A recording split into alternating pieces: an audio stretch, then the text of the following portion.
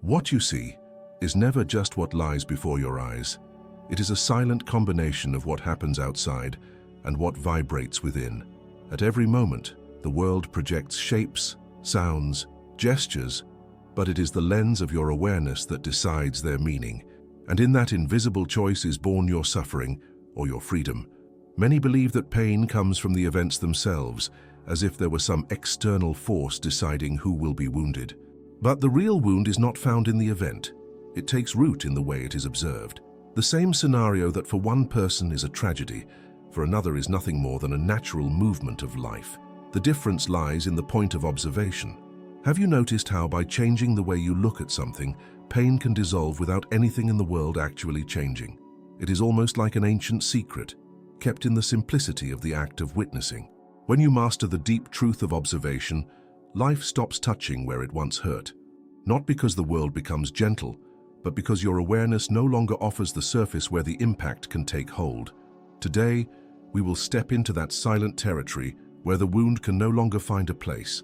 An inner space where everything is seen, but nothing becomes a burden. And perhaps as we walk this path together, you will discover that reality is not happening to you. It is happening before you. The act of observing seems simple. The eyes open, the scene presents itself, and something within us records it. But deep down, what we call observing is rarely pure. Almost always the gaze comes loaded with old stories, stored memories, unhealed wounds. We do not see what is, we see what we believe it to be. And this silent distortion seeps into everything. Imagine a window covered by glass that is slightly tinted. Those who look through it forget that there is a filter. They believe the color they see in the world is the true color of things. The mind works in the same way. Each past experience creates an invisible hue that overlays our vision. A word, a gesture, an absence. They are interpreted not by the moment itself, but by the echo they find within us. That is why the same phrase can sound like an insult to some and like a neutral observation to others. The event is the same. What changes is the field of observation. When we are wounded, we react as if every movement in the world were meant to touch precisely where it hurts. When we are not, we see that the world moves indifferent to our stories. The truth of observation begins to reveal itself when we stop confusing what is seen with what is felt. When something happens, there are always two movements: the external, objective fact and the meaning we assign to it. These two movements seem inseparable, but they are not. The problem is that we live as though they were one and the same. Emotional pain is born precisely in this fusion. If someone ignores us, we feel rejected. If someone corrects us, we feel humiliated. Not because these actions carry such intentions in themselves, but because our interpretation has become automatic. It is a conditioned reflex, and therefore invisible. When you begin to simply observe, something changes. Observing is neither accepting nor rejecting. It is neither agreeing nor fighting against. It is holding the raw fact before the mind gives it a name. If someone does not reply to your message, the fact is, there was no reply. Everything else, they don't care about me, they are angry, they don't value me, is an internal addition. That addition is the root of the wound. The practice of observing without adding seems at first impossible. The mind rushes to fill in the gaps. It wants to know, to explain, to close the story. But if you can remain only with what is, you discover something surprising. Most suffering does not come from the world, but from the stories we invent about it. Think of a river. The waters flow, carrying leaves, branches, reflections of light. If you try to hold on to a leaf, you feel resistance, weight, effort. If you simply watch the leaf pass, it leaves no mark. So it is with events, they come and go. What hurts us is not the event, but the act of gripping it with meanings. When pure observation is mastered, the world does not lose color or intensity. On the contrary, it becomes more vivid because it is no longer covered by projections. You hear people's words as sounds, not as verdicts on your worth. You see the expressions on others' faces as movements, not as veiled threats. And yet, you remain deeply present. This does not mean becoming cold or indifferent. It means remaining open, but not vulnerable in the sense of being wounded by what you see. Pain may touch the surface, but it finds no root to cling to. Like rain falling on smooth stone, it runs off and disappears. The key is to understand that observing is not a passive act. It is a state of calm vigilance. It is staying aware that there are always two worlds, what happens and what the mind says about what happens. When you begin to separate the two, you create a space. In that space, something profound happens. Pain loses its urgency to arrive. This is the beginning of freedom, a freedom that does not depend on controlling circumstances, but on transforming the way they enter you. The world may remain unpredictable, people may act according to their own pains and illusions, but you stay centered, not through armor, but through clarity. Because when you see with clarity, nothing can settle as a permanent wound. Life continues to touch, but it does not wound. There is a subtle instant between what happens and how we react, an almost imperceptible gap, like the space between two heartbeats. It is in that instant that the truth of observation can be born or lost. Most of us live as though there were no space at all, as if reaction were an inevitable part of the event. But this is a deep illusion. By learning to recognize this gap, you realize that it is in fact vast. Within it lies the possibility of seeing without merging with what is seen, the possibility of letting something reveal itself instead of rushing to conclusions. The rush to interpret is the trap. That rush is born of fear, fear of not understanding, of not having control, of not knowing what comes next. When we cannot bear uncertainty, the mind creates stories to fill it. These stories give the false sensation of security, but at a high price. They pull us away from raw reality. True observation demands the courage to remain in emptiness for a few moments. It is like standing in the dark before turning on the light, allowing your eyes to adjust to what exists without rushing to name it. In that initial silence, something begins to change. You realize that the world is not obliged to match your internal rhythm. Life has no commitment to your expectations, and that stops being a threat. The absence of a reply, the unexpected change, the poorly placed word, all become just another movement in the flow. When meaning is not imposed immediately, emotional impact dissolves before it takes shape. The body also learns to respond differently. Instead of the tightness in the chest or the lump in the throat, there appears a wider space to breathe. The nervous system understands that it is not in real danger. There is no enemy before you, only a scene unfolding. This physical change reinforces mental clarity, creating a virtuous cycle. The more you observe without reacting, the easier it becomes to remain in this state. This way of seeing is similar to what happens when we watch a film knowing it is fiction. We may feel moved, feel suspense, even be surprised, but a part of us knows it is not real life. The heart beats faster, but there is no real fear, because we are aware that all of it is just projection. In everyday life, however, we forget that the mind also projects. We believe we are seeing the world as it is, when in fact we are watching the film we carry within. By training pure observation, you begin to recognize these projections in real time. You realize that the gaze you cast upon another is in truth reflecting parts of yourself. The judgment that forms is not about the other person, but about what they awaken in you. This perception changes your relationship with everything. Anger loses intensity because you understand it is not the other who creates it. They merely spark something that was already there. And in realizing this, a strange freedom appears. You can choose not to feed the fire. You can see the spark and let it die in the air without turning it into a blaze. The other may continue acting from their own shadows, but those shadows no longer find a mirror in you. The cycle of attack and defense dissolves. There is also a softening in bonds. Relationships that once were stages for constant clashes begin to grow lighter, not because the other has changed, but because your observation no longer sticks painful meanings to every gesture. You see the other's behavior as a movement of life, not as a personal attack, and this neutrality opens space for truer listening. Observing, in this sense, is like letting the wind pass over your body without resisting. You feel the touch, hear the sound, notice the change in the air, but you do not try to stop the movement. There is no struggle, only presence, and when there is no struggle, there is no wound that can remain open. Over time, this way of seeing stops being a practice and becomes second nature. The mind learns not to rush, the body learns not to contract, and life continues to happen, but without the weight that once seemed inevitable.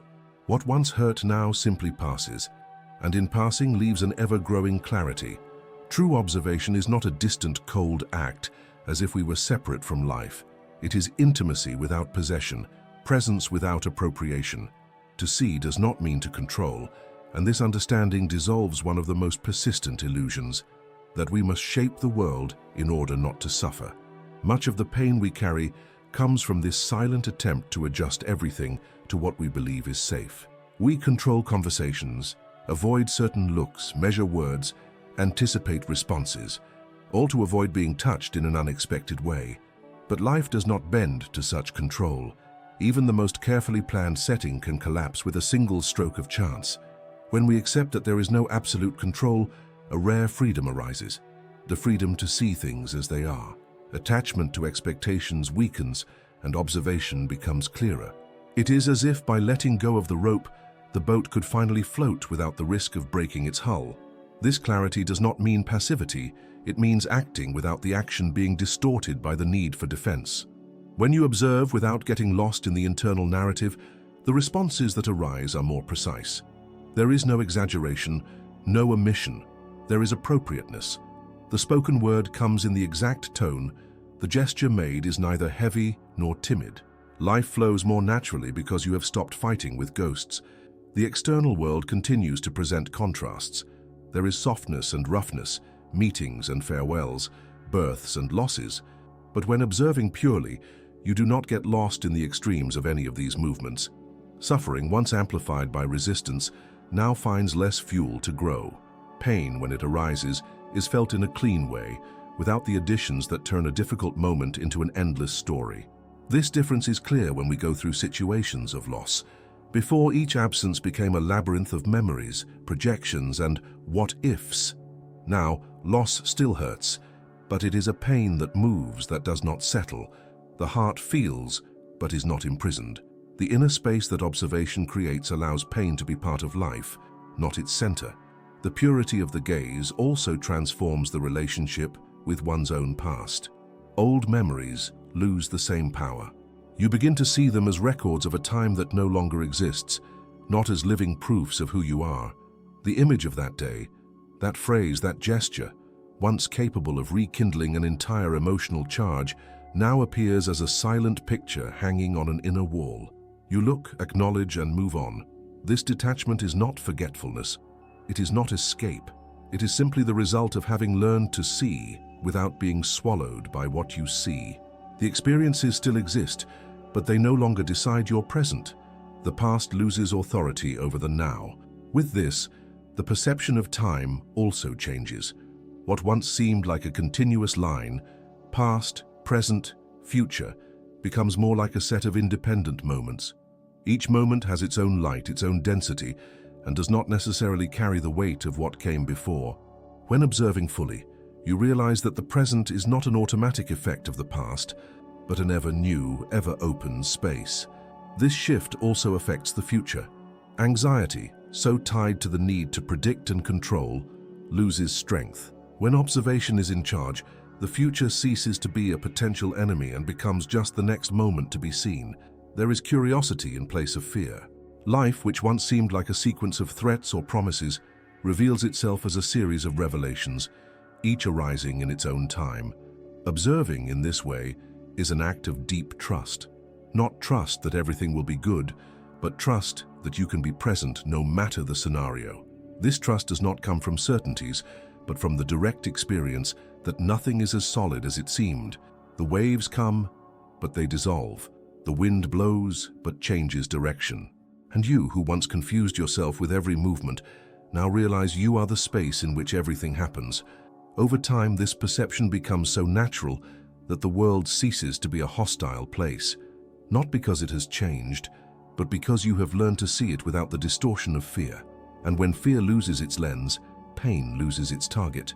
The truth of observation also reveals that nothing that happens outside you has, in itself, the power to hurt you. What hurts is not the fact itself, but the way it finds an echo within your own inner structure. If that echo is strong, the pain resonates like a bell that never stops vibrating. If there is no echo, the impact dissipates before it can even form. This understanding radically changes the way we relate to the world. Instead of trying to mold reality so it never touches our weak points, we begin to recognize and dissolve those points. Life ceases to be a battlefield that demands constant protection and becomes an open field of experiences. Each event, when observed, brings the possibility of revealing where invisible knots still exist within us. It is not about hardening, but about becoming permeable. Hardening is a defense that sooner or later breaks. Permeability is a strength that absorbs and lets go. It is like sand receiving the wave and letting it retreat without trying to hold it. By observing without resistance, you realize that most suffering is manufactured by memory, by automatic interpretation, by the habit of placing yourself at the center of every story. This realization is not a judgment, but a liberation.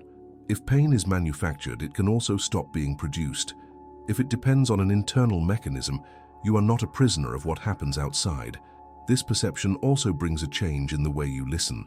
Before, every word from another passed through a filter, already searching for signs of threat or rejection. Now, by observing purely, you begin to hear what is truly being said, without your mind rushing to complete the meaning. What reaches you is no longer an attack or a compliment, but simply sound, meaning, intention. And by receiving it this way, you respond with more clarity and less noise. This clarity extends to the perception of yourself.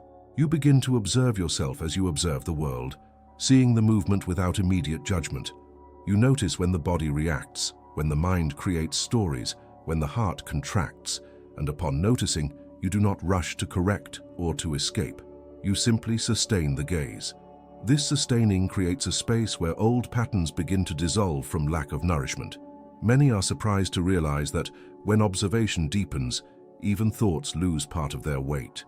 They still arise, but they become more like clouds than like walls. You see them pass, change shape, disappear. You do not need to fight them, because you know they are not you. They are just transient events within the broader field of your awareness.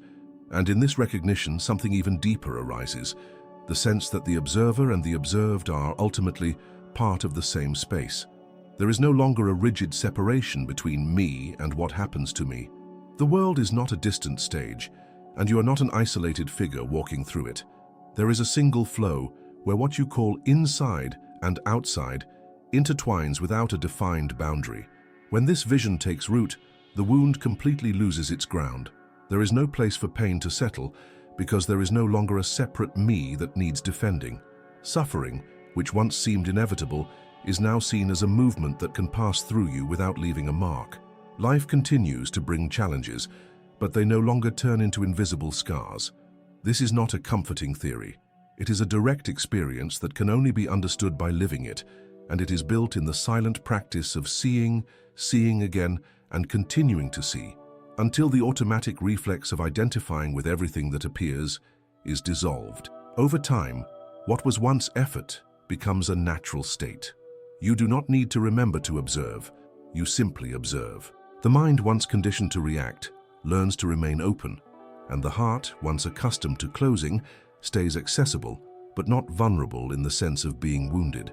It is at this point that the phrase, "nothing can hurt you anymore," ceases to be a wish and becomes a living reality. Not because the world has changed, but because you have learned to see it as it is, without the distortions that feed pain.